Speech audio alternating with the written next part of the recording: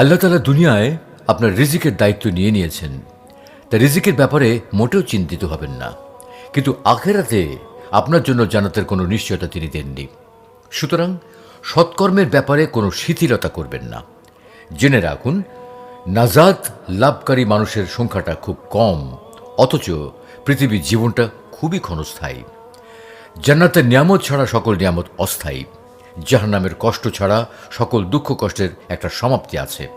অতএব সময় শেষ হওয়ার আগে নিজেই নিজের বিচার করুন। যিনি জান্নাত পেতে চান তার উচিত জান্নাত পাওয়ার জন্য সর্বাত্মকভাবে চেষ্টা করা, আর যিনি জাহান্নামকে ভয় করেন তার উচিত যত দ্রুত সম্ভব জাহান্নামের পথ পরিহার করা। হৃদয় তো তৃপ্তিবোধ করে কেবল ইবানের সুবাস পেলে, চোখ তো শীতল হয় শুধু রহমানের দিদার পেলে।